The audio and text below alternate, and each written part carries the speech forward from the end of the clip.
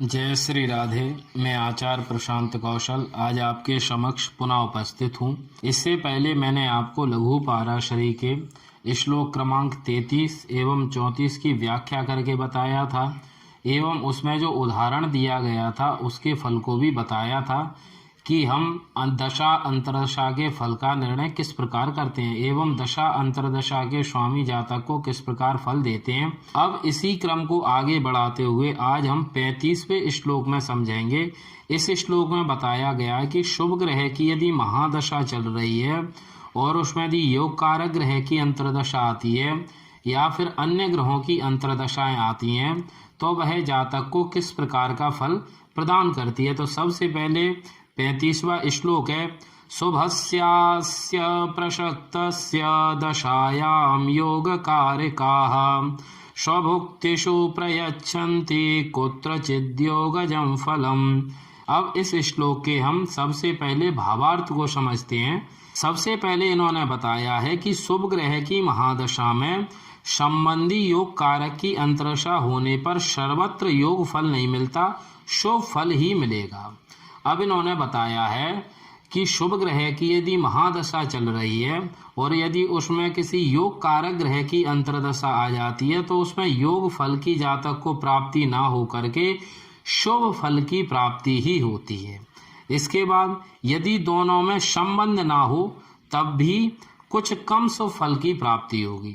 यदि उन दोनों में शुभ एवं योग कारक ग्रह आपस में किसी भी प्रकार का कोई संबंध नहीं बनाए जब भी शुभ फल की प्राप्ति होगी, लेकिन संबंध बनाने के आधार पर कुछ कम शुभ फल की प्राप्ति न होगी। इसके बाद में इन्होंने बताया है कि यदि शुभ ग्रह की महादशा में शुभ ग्रह की ही अंतरदशा होगी तो सधर्मी होने के कारण शुभ फल होगा, इसमें कोई संदेह नहीं है। यदि किसी शुभ ग्रह की महादशा चल रही है, यहाँ पर एक बात और समझें, शुभ ग्रह से तात्पर्य केंद्र के स्वामी त्रिकोण के स्वामियों से है। केंद्र के स्वामी यदि पापी ग्रह होकर के शुभ हो जाते हैं, यहाँ पर नैसर्गिक रूप से शुभ ग्रह को ना समझें, भावे सत्व आदि के आधार पर ही शुभ ग्रह समझें। तो जब शुभ ग्रह की महादशा चलेगी और उसमें अन्य यानी दूसरे शुभ ग्रह की अंतरदशा आ जाएगी तो वो सधर्मी हो जाएंगे दोनों, तो इस आधार पर वो अवश्य ही जातक को शुभ फल की प्राप्ति कराएंगे, इसमें कोई भी किसी भी प्रकार का संदेह नहीं है। इसी प्रकार जब मारक ग्रह की अंतरदशा आएगी और वह यदि शुभ ग्रह से संबंध करता है उस अंतरदशा में भी उस समय पर भी जातक को योगज यानी शुभ फल की प्राप्ति अवश्य होगी। अब इन्होंने यहाँ पर एक संदेह प्रकट किया है कि हमें इस बात पर संदेह है कि जब शुभ ग्रह की महादशा में योग कारक की अंतरदशा आएगी तो उस समय पे योग फल की प्राप्ति क्यों नहीं होगी। इन्होंने यहाँ पर संदेह प्रकट किया है एवं फिर उसका उत्तर भी दिया है कि महादशा का स्वामी शुभ ग्रह है, अतः वह अपनी संबंधी की अंतरदशा में अपना फल अर्थात शुभ फल ही देगा। यह बात स्पष्ट है, पहले भी बताया जा चुका है कि योग कारक ग्रह की महादशा में जब शुभ ग्रह की संबंधी शुभ ग्रह की अंतरदशा आती थी तो वह जातक को योग फल की प्राप्ति कराती थी। मारक ग्रह की महादशा में संबंधी मारक ग्रह की अंतरदशा आती थी तो वह जातक को मारक फल की प्राप्ति कराती थी। या फिर मारक ग्रह की महादशा में जब संबंधी पापी ग्रह की अंतरदशा आती थी तो भी वह जातक को मारक अशुभ फल की प्राप्ति कराती थी। तो महादशा का स्वामी जिस फल को ग्रहण किए हुए है वह अपनी महादशा में अपने मित्र की अंतरदशा आने पर, अपने संबंधी की अंतरदशा आने पर वह अपने फल को प्रकट करता है। तो इसीलिए शुभ ग्रह की महादशा चल रही है तो फिर योग कारक ग्रह की अंतरदशा आएगी तो शुभ ग्रह अपने फल को देगा, यानी शुभ फल की वहां पर जातक को प्राप्ति कराएगा। लेकिन एक बात और है, इन्होंने कहा है कि योग कारक एवं शुभ ग्रह में कोई अंतर नहीं होता, योग फल में एवं शुभ फल में कोई विशेष अंतर नहीं होता। इसलिए जातक को योग फल की भी प्राप्ति होगी, लेकिन योग फल की प्राप्ति कम होगी, उसकी संभावनाएं कम रहेंगी, शुभ फल की प्राप्ति अधिक होगी, इसमें कोई भी किसी भी प्रकार का संदेह नहीं है। इसी प्रकार शुभ ग्रह की महादशा में समग्रह की अंतरदशा सम व पाप मार्ग भुक्तियां मिश्रित फल देंगी।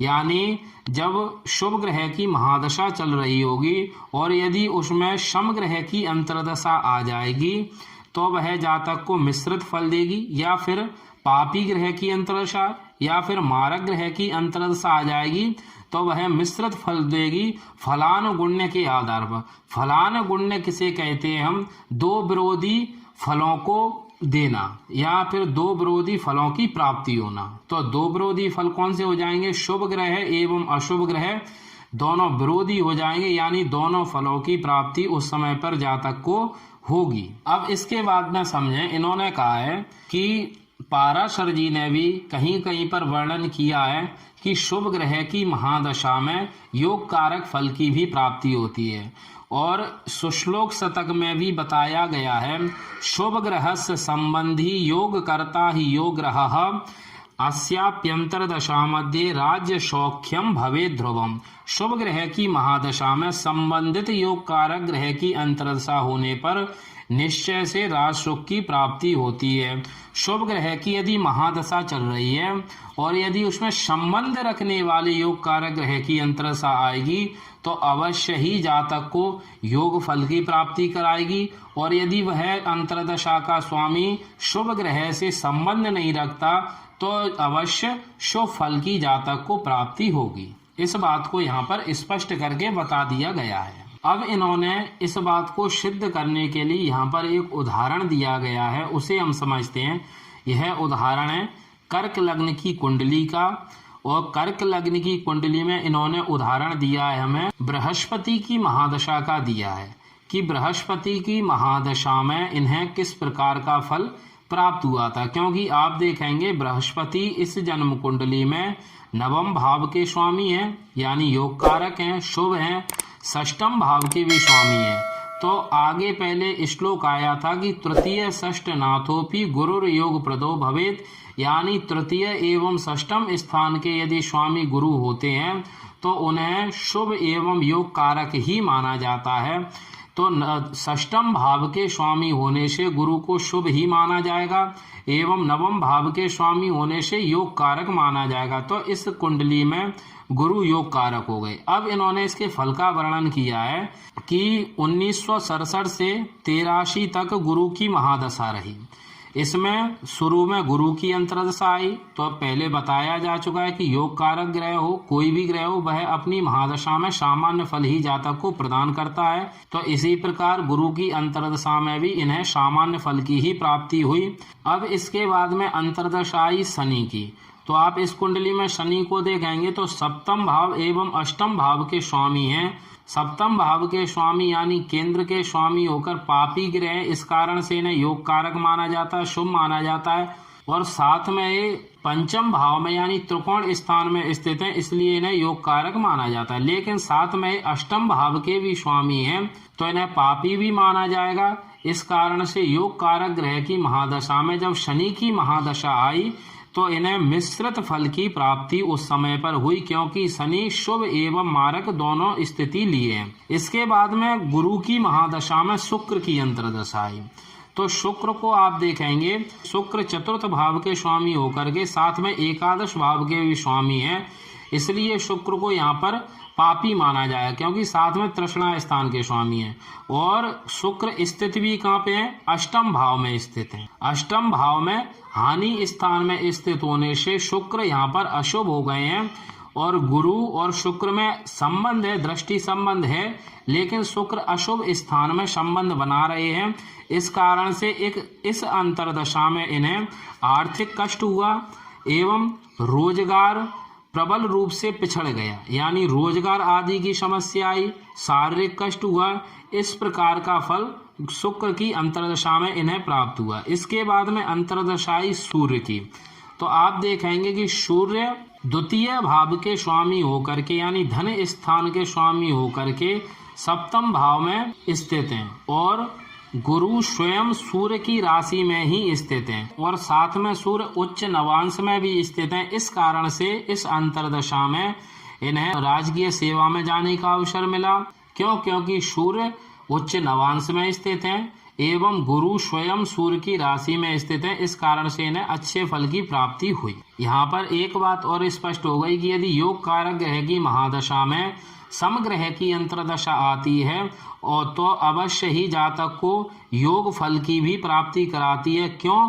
क्योंकि सूर्य यहाँ पर सम थे, द्वितीय स्थान के स्वामी होकर के सम थे और उसने इन्हें राजकीय सेवा में जाने का अवसर प्राप्त कराया। तो यहाँ पर सूर्य ने इन्हें अच्छे फल की प्राप्ति कराई थी। तो यहाँ पर स्पष्ट बात यही है कि गुरु की महादशा में योग कारकों की अंतर्दशा आई, शुभ की अंतर्दशा आई तो शुभ फल की प्राप्ति हुई, और जब अशुभ स्थान के स्वामियों की अंतर्दशा आई तो इन्हें अशुभ फल की भी प्राप्ति हुई। इसी प्रकार से हमें दशा अंतर्दशा के फल को समझना चाहिए एवं समझकर ही किसी निर्णय पर हमें पहुंचना चाहिए। अब इसके बाद में विशेष रूप से राहु एवं केतु की दशा अंतर्दशा का फल बताया गया है, उन्हें मैं आपको आगामी वीडियो में बताऊंगा। तो आज के लिए इतना ही। जय